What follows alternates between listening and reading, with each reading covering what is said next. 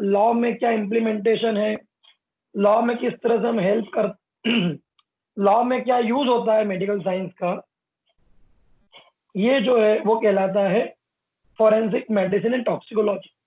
किसी ने जहर खा लिया तो हमको उससे कोई मतलब नहीं, हमें ये मतलब है कि जहर कौन सा खाया, पोस्टमार्टम रिपोर्ट में पहचानो कि जहर कौन सा था, बस डॉक्टर का इतना काम है। फिर वो लॉ वाले जाने कि वो जहर कहाँ से लाए। भैया माइक ऑफ करो। तो कल मैंने सबसे पहले आपको, मैंने कल बताया भी था कि एफएमडी के 3 हिस्से होते हैं, juris, forensic and toxicology. Juris मतलब थोड़े से बोर टॉपिक है, कोई अच्छे भी हैं, बट लॉ। भैया किसी का माइक ऑफ है, ऑन है, ऑफ करो।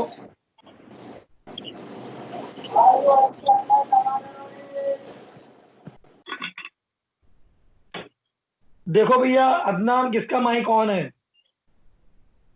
रिमूव कर दो या तो फिर उसको माइक म्यूट कर दो। तो ज्यूरिस मतलब कानून, डॉक्टर को क्या कानून के बारे में पता होना चाहिए, एथिक्स क्या होते हैं, डॉक्टरों को क्या करना चाहिए क्या नहीं करना चाहिए, ये ज्यूरिस है। फोरेंसिक में ऐसी चीजें आएगी जो मेडिकल साइंस की हत्या, आत्महत्या वगैरह में काम आएगी। और टॉक्सिकोलॉजी मतलब जहर विज्ञान, इस पे भी हम बात करेंगे। तो अभी मैंने कल पढ़ाया था आपको कोर्ट्स इन इंडिया। 2 कोर्ट होते हैं, 2 टाइप के केस होते हैं, सिविल और क्रिमिनल। यदि मानहानि का केस है, जमीन जायदाद का केस है ना, घरेलू झगड़े हैं, ये सब सिविल कोर्ट में आते हैं। और यदि किसी की हत्या हो गई, किसी का हत्या का प्रयास है, रेप है ना, तो वो जो है वो क्रिमिनल केसेस में आएंगे। और क्रिमिनल केसेस को ज्यादा प्रायोरिटी देना पड़ती है, इसमें तो कोई डाउट है ही नहीं।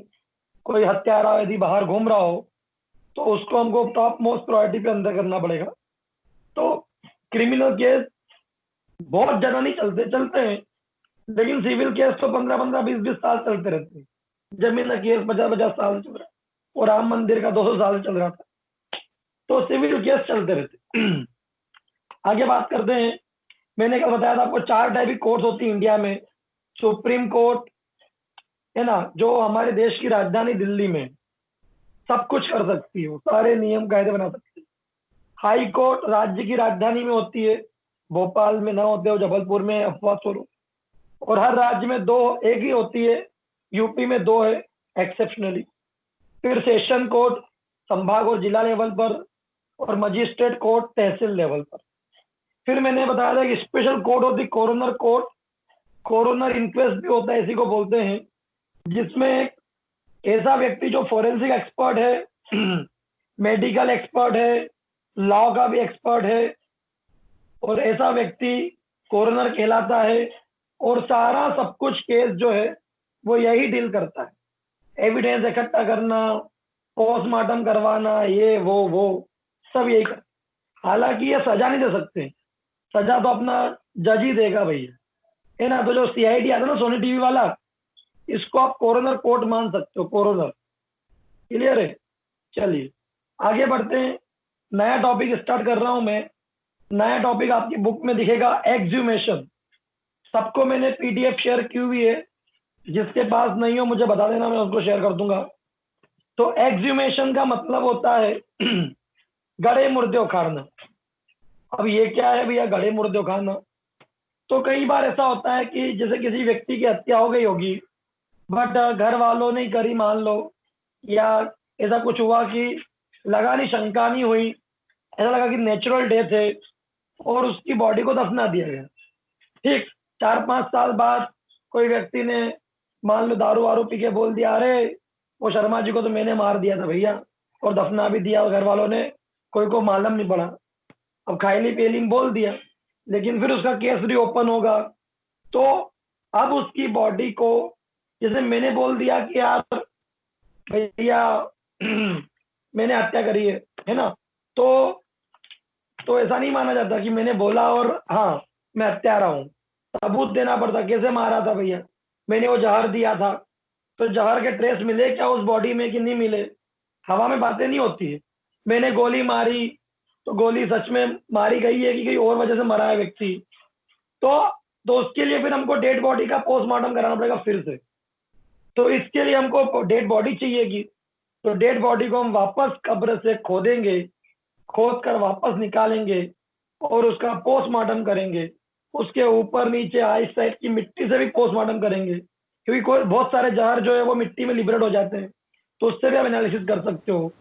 इसको बोलते हैं एक्सह्यूमेशन। क्या बोलते हैं? एक किसका माइक ऑन है?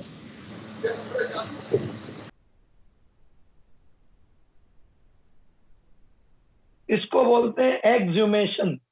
क्लियर है? तो स्टार्ट कर रहा हूं मैं। Exhumation define as a lawful disintermation or digging out of a buried dead body. Exhumation, lawful lawful digging out of a buried body from the grave, यानी कानूनन तौर पे हम दफनाई हुई बॉडी को वापस निकालें उसकी कब्र से और उसको एग्जामिन करें। ऐसा नहीं कि कोई 5 साल बाद बोले कि यार मेरे को गले मिलना है बॉडी से, तो यार खुदवा दो। ऐसा नहीं होता। जब कोई फाउल प्ले होता है, शंका, यार माइक किसका ऑन है यार?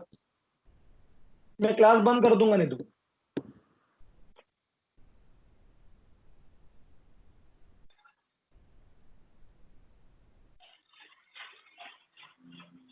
एक्सह्यूमेशन यानी lawful digging out of the body from grave, कब्र से बॉडी को खींचना और उसको एग्जामिन करवाना कि उसकी मौत की वजह क्या थी।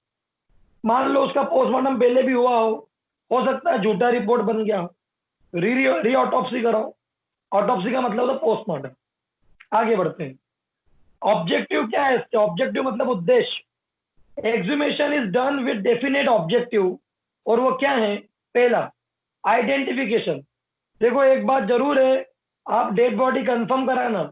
कई बार आपने देखा क्राइम पेट्रोल में या और बहुत सारी पिक्चरों में या इधर उधर के मरता कोई है शर्मा जी और दफना देते बॉडी वर्मा जी की। तो ये भी पता करना पड़ेगा कि शर्मा जी मरे कि नहीं। तो मालूम पड़ा वर्मा जी मरे हुए हैं शर्मा जी के नाम पे और सब चल रहा है। तो ये नहीं करना है। मेरा टाइम पे आया करो मनीषा, है ना? मैं एक्सह्यूमेशन बढ़ा रहा हूँ, तो दफनाई हुई बॉडी को वापस कब्र से निकाल कर वापस एग्जामिन करवाना, उसका पोस्टमार्टम कराना, इसे एक्सह्यूमेशन बोलते हैं। और उससे क्या उद्देश्य? पहला आइडेंटिफाई करना। अब उससे क्या होगा? ऐसा तो नहीं था कि शर्मा के नाम पे वर्मा को दफना दिया था, तो वो भी मालूम पड़ जाएगा कि नहीं यार शर्मा जिंदा है, मतलब क्योंकि हम जिसको शर्मा की बॉडी समझ रहे थे वो तो वर्मा निकला डेड बॉडी को। तो एक तो ये गड़बड़ हो गई। दूसरा, ऑटोप्सी विद और विदाउट केमिकल एग्जामिनेशन ऑफ विसरा। तो जब जब भी शंका लग रही है कि नहीं यार भैया वो जो व्यक्ति मारा था उसको जहर दे के मारा, नेचुरल नहीं मारा था, तो फिर हमको वापस ऑटोप्सी कराना पड़ेगी। ऑटोप्सी मतलब पोस्टमार्टम। ठीक है, सेकंड ऑटोप्सी भी किया जा सकता है। ठीक। प्रोसीजर क्या है? Exhumation is done under the order of appropriate officer in the presence of police officer in early morning. अब के रात को तो कब्रिस्तान जाने से रहे भैया, मैं तो नहीं जाऊंगा, तुम भी नहीं जाओगे, तो दिन के उजाले में करना चाहिए। और बिल्कुल एक क्रोनोलॉजिकल ऑफिसर्स होते हैं, मजिस्ट्रेट होता है, पुलिस होती है, दो वकील होते हैं, और तो और जो घर वाले होते हैं 2-3 जो डेड बॉडी को पहचानने का काम करेंगे, और फिर कब्रिस्तान खोलने वाले कुछ एक्सपर्ट होते हैं, मजदूर। ठीक है? तो कोरोनर, डिप्टी कोरोनर या मजिस्ट्रेट होना चाहिए, मेडिकल ऑफिसर मिलना चाहिए, डॉक्टर जो पोस्टमार्टम भी करेगा। ठीक है, आगे बढ़ते हैं। कुछ प्रिकॉशन होना चाहिए। भैया ऐसा मत खुदवा देना कि बॉडी खत्म हो जाए, सत्यानाश हो जाए। बहुत ध्यान से खुदवाना पड़ेगा बॉडी, ताकि हम एज इट इज बिल्कुल रियल में जिस तरह की बॉडी दफनाई थी जितना हो सके उतनी वापस ला पाए। यदि खोदा खादी में कोई गड़बड़ हो गई तो एक्सह्यूमेशन का जो इस हमारा ऑब्जेक्टिव है वो सब बर्बाद हो जाए। ठीक है? विश्रास लेना है, मिट्टी लेना है 500 ग्राम ऊपर नीचे से, हेयर वगैरह हो तो वो ले लो, नेल्स ले लो, क्योंकि इनके अंदर लंबे समय तक, हड्डियां ले लो, इनमें लंबे समय तक केमिकल टॉक्सिन्स वहां पर रह सकते हैं। ठीक है?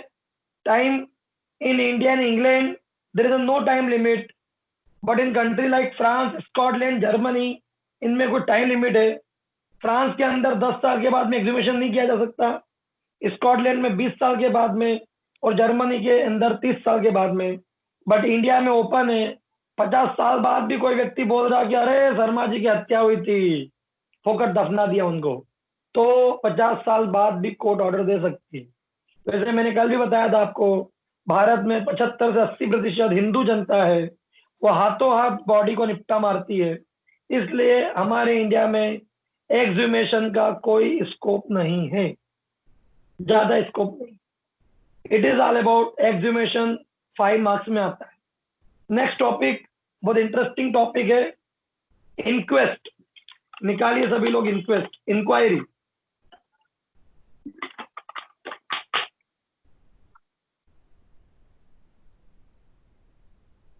इंक्वेस्ट की बात कर रहे हैं तो लीगल इंक्वायरी, बेटा मैंने अभी एक्सह्यूमेशन पढ़ाया, आप बहुत लेट हो गए। एक्सह्यूमेशन मतलब दफनाई हुई बॉडी को वापस कब्र से निकालना, उसका पोस्टमार्टम करना, इसको एक्सह्यूमेशन बोलते हैं। बाकी मैंने बताया आप चुकी। अब अगला टॉपिक पढ़ा रहा हूं मैं, इंक्वेस्ट। इंक्वेस्ट का मतलब था legal inquiry in order to examine cause of the death. यानी कोई व्यक्ति मर गया और लग रहा है कि ये अननेचुरल मरा हुआ है, कोई फाउल प्ले है, शंका है, ऐसा लग रहा है कि बाबा कुछ तो गड़बड़ है, दया कुछ तो गड़बड़ है। यदि कुछ तो गड़बड़ यदि लग रहा है तो इंक्वायरी बिठाई जाएगी। मजिस्ट्रेट इंक्वायरी होती है, आपने सुना होगा। कोई भी कुछ होता है कांड तो आते चीफ मिनिस्टर, अभी आएंगे शिवराज बामा, तो हम इसकी न्यायिक जांच कराएंगे। ये न्यायिक जांच मतलब मजिस्ट्रेट।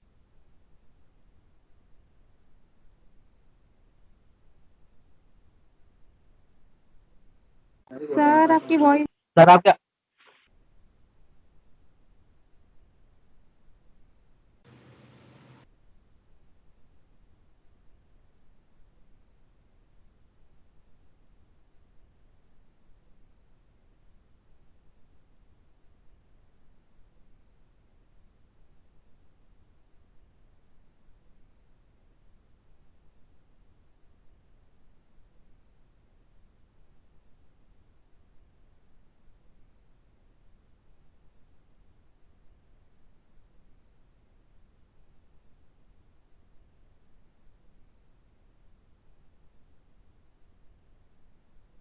नो सर, नहीं आ रही है वॉइस।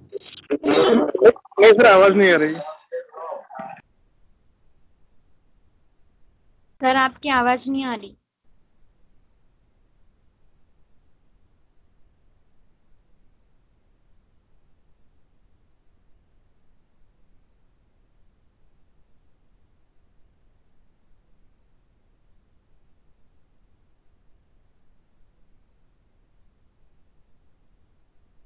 कि नहीं आ रही? आ रही है सर। अब भी आ रहा है सर। तो भैया एक तो ये किसी ने वापस अपना वो कर लिया, बोले तो वीडियो ऑन कर लिया। वीडियो बंद करो भैया, कोई एक ने कर रखे हैं। चलो अब तो हम इंक्वेस्ट की बात कर रहे थे। कभी भी शंका हो कि यार ये नेचुरल नहीं मरा यार, तो एक लीगल इंक्वायरी बिठाई जाती है।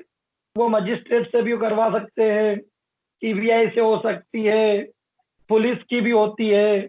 इसे हम इंक्वेस्ट बोलते हैं। थोड़ा मैं लैंग्वेज में पढ़ाता हूँ, पर ध्यान रखना बेटा कि अननेचुरल सस्पिशियस डेथ में ही हम ये करते हैं। अननेचुरल सस्पिशियस डेथ में कोई 95 साल के दादाजी थे, वो 2 महीने से बीमार थे, आईसीयू में थे और अब मर गए, तो उसमें इंक्वेस्ट नहीं बिठाएंगे। ठीक है, चलो मैं इंक्वेस्ट पढ़ा रहा हूं। तो inquest means define as the inquiry into the cause of death. एक इंक्वायरी बिठाना, जांच पड़ताल, which is apparently not due to natural cause. लेकिन ध्यान रखना, मौत तभी होना चाहिए जो अननेचुरल लग रही है, सस्पिशियस लग रही है, सडन लग रही है, तभी हम कराएंगे। नेचुरल डेथ में हम इंक्वेस्ट नहीं बिठाते। Explanation: in case of unnatural death, an urgent investigation into the cause of death is must to apprehend and punish the criminal। यदि हम लोगों को लग रहा है कि यार ये अननेचुरल डेथ है, तो फटाफट कॉज पता करने के लिए, एक्यूज्ड किसने मारा या कल्पित पता करने के लिए हमको क्या बिठाना पड़ती है? इंक्वेस्ट। जो सीआईडी में होता रहता ना, मर्डर हो गया तो फिर सीआईडी वाले कुछ तो गड़बड़े दया करते रहते हैं, ठीक।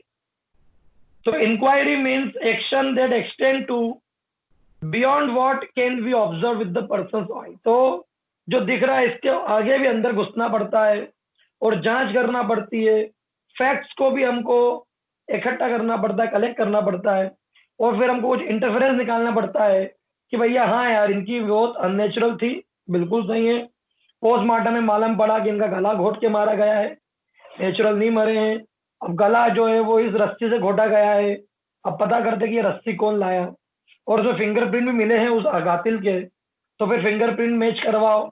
जिस दिन किसी का फिंगरप्रिंट मैच कर गया वो कातिल है, वो निपटेगा फिर। तो ये सब चीजें इंक्वेस्ट कहलाती है। आपको एक फोटो दिखेगा, मेरे पास ब्लैक एंड व्हाइट बुक है बट आपके पास तो कलरफुल है। आप ये वाला फोटो जो दिख रहा है ना, आपके पास कलरफुल है ओरिजिनल, तो ये ग्रुप पे शेयर कर दीजिए अभी, कोई भी एक। वैसे सबके पास पीडीएफ है तो कोई बात नहीं। किस किस मौतों में हम इंक्वेस्ट बिठाते हैं?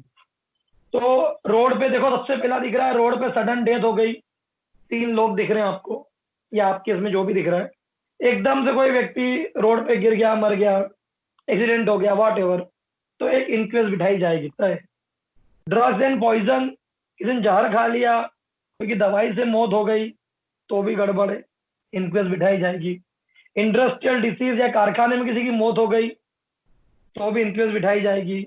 अबॉर्शन, डाउटफुल डॉक्टर, डॉक्टर बीएचएमए से और सर्जरी कर रहा है तो गड़बड़ है, मृत्यु हो गई तो इंक्वेस्ट बिठाई जाएगी। आत्महत्या हो गई सुशांत सिंह की, इसमें भी कोई व्यक्ति लटका हुआ दिख रहा है आपको पेड़ पेड़ पे, तो इसमें भी इंक्वेस्ट बिठाई जाएगी।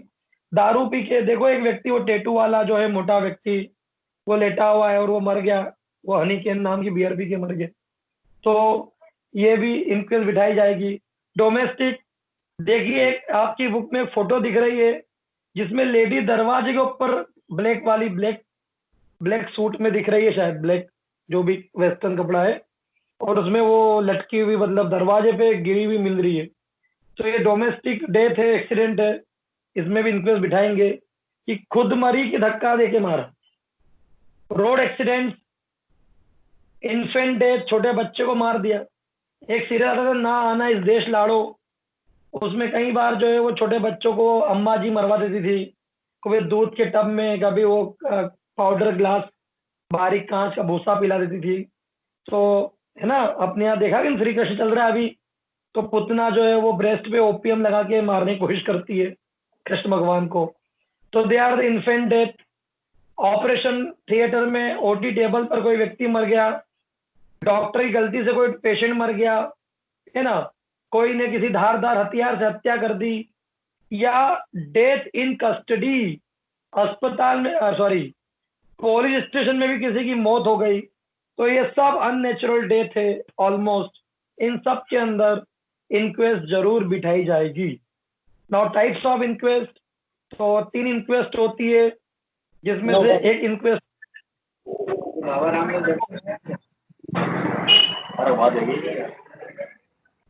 गोपाल परमार कौन है ये?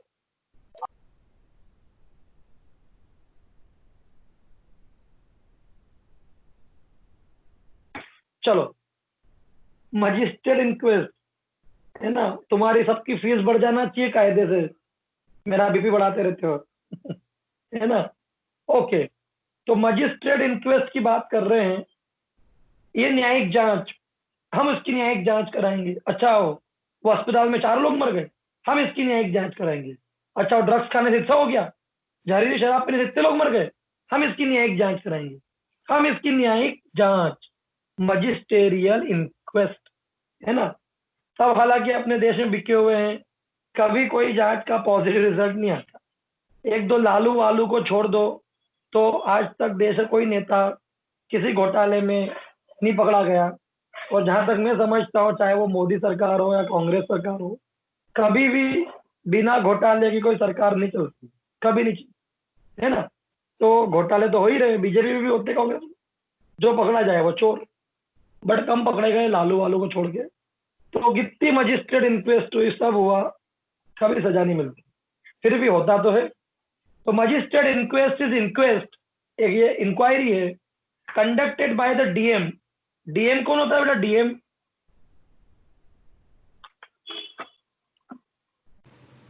District magistrate sir.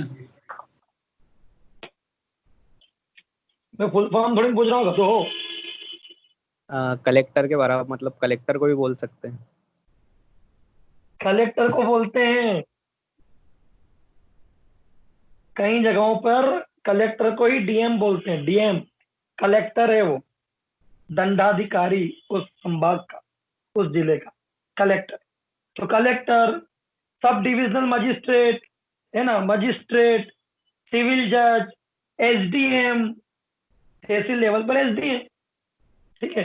तो ये जो होते हैं ये सब डिविजनल मजिस्ट्रेट यानी डिप्टी कलेक्टर जैसा व्यक्ति, ये सभी लोग मजिस्ट्रियल इंक्वेस्ट करा सकते हैं, ठीक है। कलेक्टर, डिप्टी कलेक्टर, तहसीलदार, है ना, ठीक है। चलो आगे बढ़ते हैं। इंडिकेशन कब होता है magisterial inquest? Death in prison, भैया जेल में कोई व्यक्ति मर गया, पुलिस कस्टडी में मर गया, है ना, इंटरोगेशन के दौरान मर गया। इंटरोगेशन मतलब मार कूट के जो पुलिस पूछवाती वो। Death due to police firing, exhumation भी इसी को ऑर्डर दिया जाता है। और एलिक्ट टाउरी डेथ। डाउरी डेथ क्या होती है? दहेज हत्या। तो दहेज हत्या पे भी ना आजकल नॉन वेलिएबल क्राइम कर दिया है। और डोमेस्टिक वायलेंस, यदि कोई पत्नी ने बोल दिया मेरे पति ने मेरे को मारा, तो झगड़े झगड़े में बोल तो दिया, पुलिस ले जाएगी और बेल नहीं मिलती, सिद्ध करना पड़ेगा कि मैंने नहीं मारा कोर्ट में, तब तक बेल नहीं मिलती। तो कितना भी झगड़ा हो, डोमेस्टिक वायलेंस है ना। और आपको मालूम है दहेज का भी जो केस चलता है या दहेज का भी जो एलिगेशन है, महिला वो 7 साल शादी के होने के तक लगा सकती है। 7 साल पूरे होने के बाद में दहेज मांगने वाला केस नहीं लगता, क्योंकि किसी को मांगना था, लालची थे, तो 7 साल तक वेट थोड़ी करेंगे, तो पहले ही मांग लेंगे। और 7 साल तक यदि शादी हो गई, बच्चे हो गए, पति पत्नी निभा लिए, तो फिर दहेज हत्या वगैरह होना बहुत मुश्किल है। तो हमारा सरकार, हमारी जो कानून है वो 7 साल के बाद में दहेज हत्या नहीं मानती। हत्या करोगे तो मानेगी पत्नी ने पति की हत्या कर दी, पति ने पत्नी की हत्या कर दी, वो अलग बात है। दहेज हत्या का केस नहीं चलेगा, ये ध्यान रखना। दूसरा होता है पुलिस इंक्वेस्ट। कभी नाम सुना? पंचनामा बन जाएगा, पंचनामा। तो बताऊंगा क्या होता है। The inquest is held by the police officer. अब पुलिस ऑफिसर में वो ठुल्ले उल्ले नहीं करते बेटे, है ना, ये सीनियर हेड कांस्टेबल होते हैं, या एसआई सब इंस्पेक्टर, या टीआई टाउन इंस्पेक्टर, या उससे बड़े के रैंक के व्यक्ति ही करते हैं। हवलदार या उससे नीचे के लोग जो हैं वो पुलिस इंक्वेस्ट नहीं कर सकते, ठीक है। हालांकि करवाते यही हैं लोग बेचारे, बट नाम एसआई साहब का है, टीआई साहब। Procedure: police officer on receipt of information of death proceed to place of occurrence, hold an inquiry into the matter of presence of men in the locality। जो भी 5-10 लोग हैं उनकी प्रेजेंट में पूछेंगे भैया क्या हुआ रे, ये व्यक्ति कैसे मर गया रे, ये गोली किसने चलाई, यहाँ पे गोली लगेली दिख रही है ना, ये क्या हुआ बताओ जरा। तो 5 लोग कम से कम होना चाहिए, जो भी वहां पे लोकल विटनेस थे या जो भी थे। और फिर वो विजिट करता है सीन ऑफ क्राइम, जिसकी मैं बात कर रहा हूँ। उसको पूरा ऐसा वो क्या पीली पीली पट्टियों से ब्लॉक कर देंगे, चौक पर जो डेड बॉडी होती है उसको लगा देंगे, फोटो खींचेंगे। ये police inquest. He then investigate the case and write the report. फिर वो केस को इन्वेस्टिगेट करेगा। कुछ लोग बोले अरे साहब हमने देखा वो बुलेट पे आए 2 लोग, वो काली टी शर्ट वाले, गोली मार गए, दोनों ने हेलमेट पहनी ली थी। तो अब केस चालू हुआ, इन्वेस्टिगेट चालू, वो उनको देखेंगे।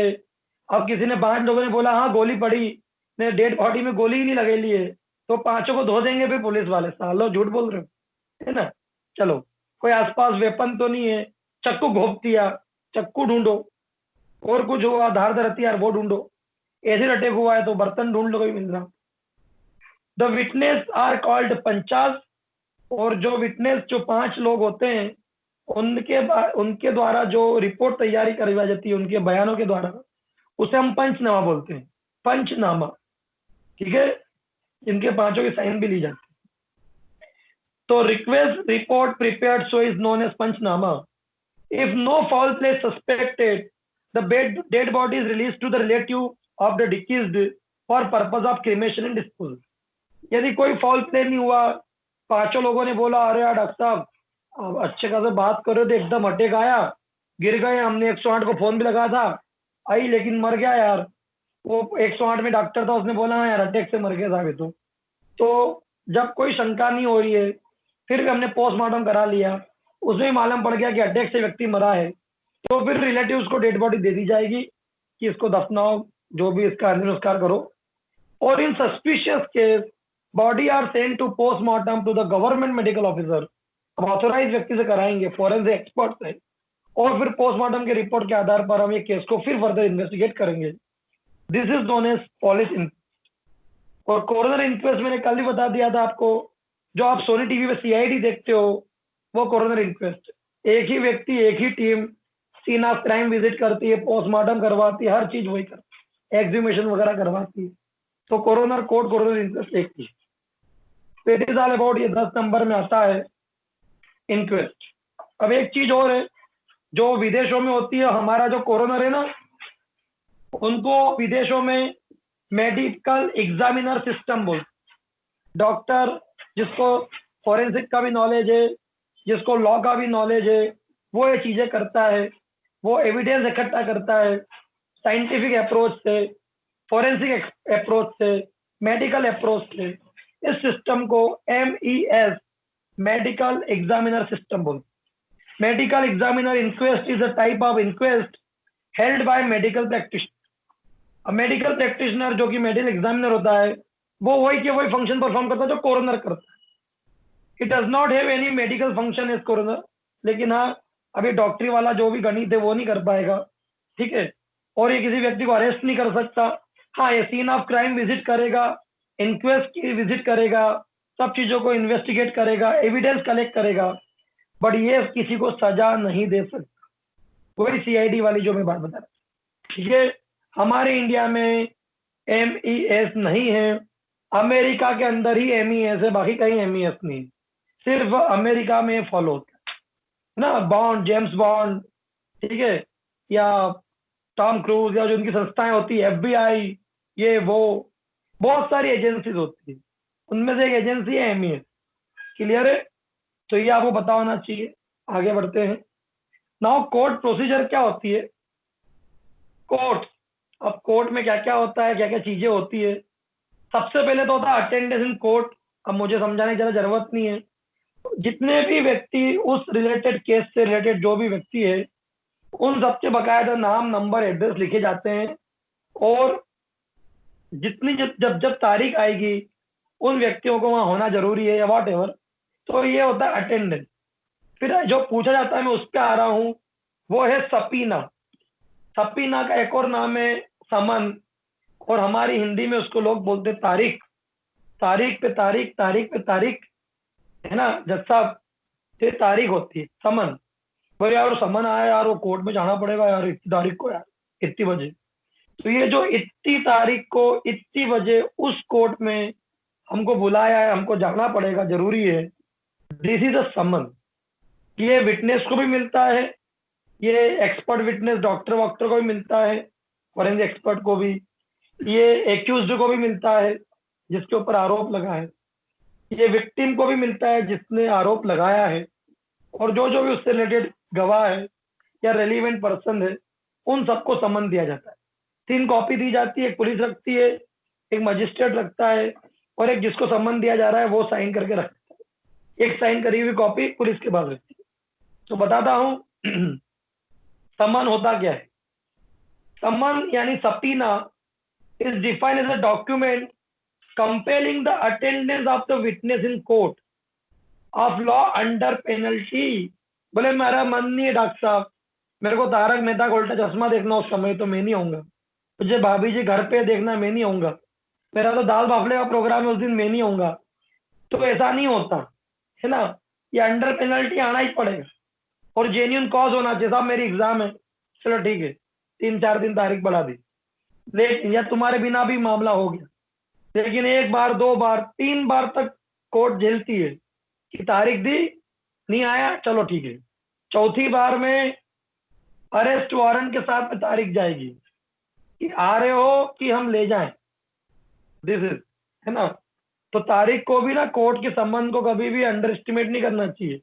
बोले आओ यार, तो ऐसा फर्जी केस है यार, ये तो चलो क्या तारीख आई है तो आई है ना। कभी भी नहीं करना चाहिए। संबंध मतलब बहुत खतरनाक चीज है। वो पुलिस वाले इतने कमीने होते हैं कि एक तो दे जाएंगे आपको, फिर बार बार चिपका जाएंगे, इधर उधर कर देंगे, तुम्हारी फर्जी साइन कर देंगे और कोर्ट में बोल देंगे हमने 3 बार बुलाया नहीं आया, अब तो अरेस्ट वारंट जारी कर दो। फिर अरेस्ट वारंट जारी हो जाएगा। अरेस्ट वारंट भी वो शुक्रवार की शाम को लाएंगे, उनको मालूम है शनिवार रविवार कोर्ट बंद है, तो मजाक मजाक में 3 दिन तो जेल में रहना ही पड़ेगा। फिर कोर्ट खोलेगी नहीं, फिर मालूम पड़ेगा वो हमको तो समन एक बार ही मिला, बाकी तो मिला ही नहीं। फिर वो जो भी चलता रहेगा, पुलिस वालों के कुछ होता है, पुलिस वालों का आज तक कुछ नहीं हुआ, और अपन मजाक मजाक में 3 दिन, है ना। तो ये बहुत कलाकार लोग होते हैं, ठीक है। तो समन को ध्यान रखना।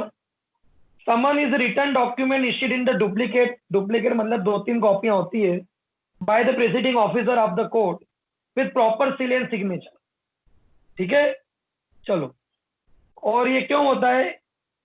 To serve to the witness demanding his presence in the court punctually on specified date, specific time for giving evidence, ठीक है, in for particular case। तो पर्टिकुलर केस में एविडेंस देना हो तो उसके लिए एक स्पेशल टाइम, मतलब एक स्पेसिफिक टाइम में आपको वहां आना है, आप साइन करो और आपको वहां आना पड़ेगा, ठीक है। और इसमें वार्निंग भी होती है, पेनल्टी है, जेल तक हो जाती है, ठीक है। चलो, यदि if the summoned person is not available it may serve to its family member relative, लेकिन नौकर को समन नहीं दिया जाता, उसके पति पत्नी बच्चे को दादा मामा जो भी है उसको दे सकते हैं, नौकर को नहीं दे सकते। The other major member of family relative को दे सकते हैं। If the person is government servant तो घर पे नहीं तो फिर उसके ऑफिस में दिया जा सकता है, ठीक है। It may be fixed on some conspicuous part of the house, मान लो यदि घर पे ताला गैला है, क्योंकि जो लोग ऐसे होते हैं वो भग जाते हैं, फिर तो वहां पे चिपका देंगे। और बकायदा गांव में जो भी रहते हैं, जो मतलब गवर्नमेंट जो ऑफिसर्स हैं, वहां 2-3 जगह पे बकायदा चिपका दिए जाते हैं, है ना, कि भैया इसकी संबंध है, तारीख है, बता देना। रिश्तेदारों को बता दिया जाता है। सम्मान बाय पोस्ट भी किया जा सकता है, ठीक है। रूल्स क्या है?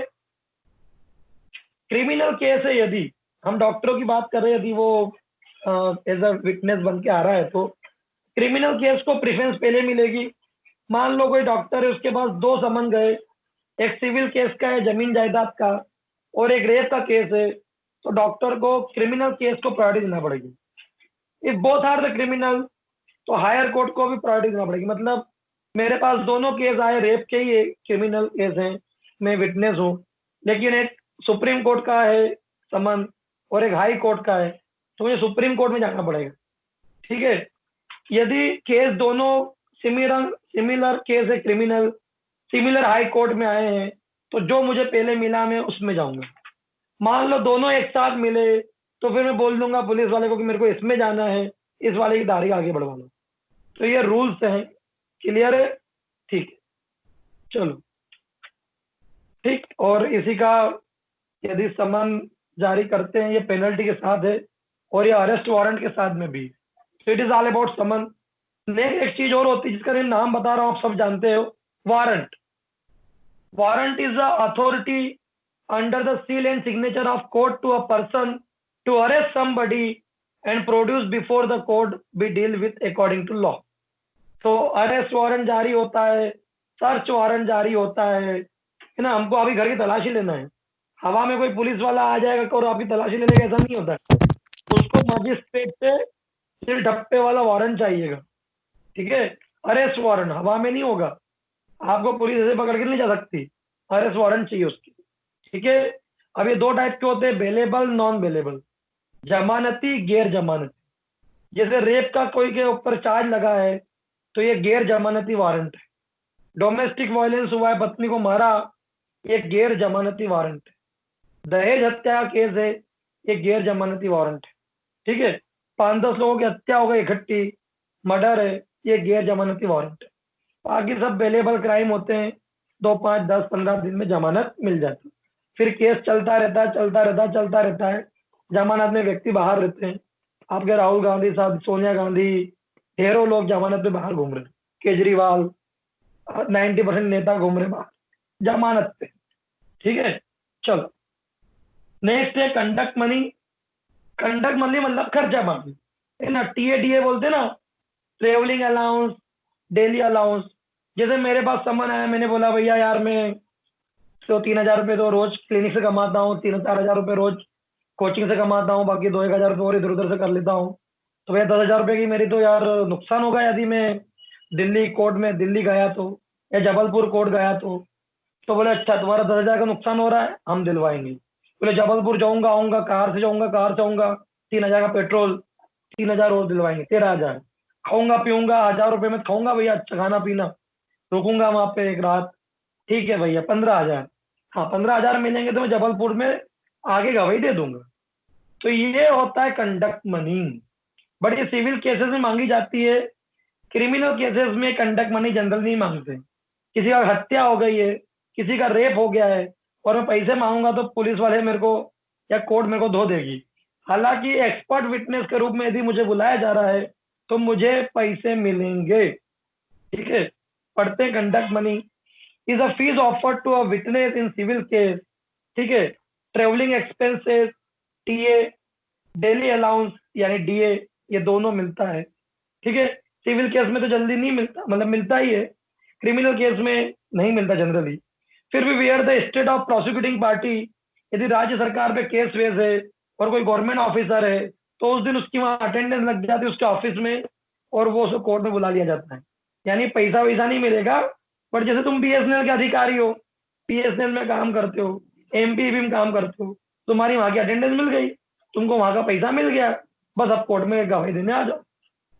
बट वो प्राइवेट केसेस है तो गवर्नमेंट मेडिकल ऑफिसर वगैरह को पैसे मिलते हैं, बकायदा पैसे। पर पैसे कितने मिलते हैं मालूम है? 300 रुपये, 600 रुपये, है ना। चलो ट्रेन का टिकट वगैरह मिल जाएगा। नेक्स्ट होता ओथ टेकिंग। ये तो अपन सब जानते हैं, मैं गीता पे हाथ रखे कसम खाता हूँ जो बोलूंगा सत्य बोलूंगा, सत्य के सिवाय कुछ नहीं बोलूंगा, जो बोलूंगा पूरा सत्य बोलूंगा। सुनते हो नहीं? तो कुरान पहने में बाइबल पहने रख के बोलता हूँ।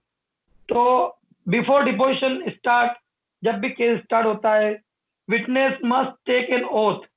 तो प्रतिज्ञा लेना पड़ती है, शपथ लेना पड़ती है, इसे ओथ बोलते हैं। अनओथ तो एविडेंस को जो कोर्ट में नहीं माना जाता। ठीक है, समझ में आ रहा है? क्या ओथ ली जाती है इंग्लिश में, जो मैंने हिंदी में बोला?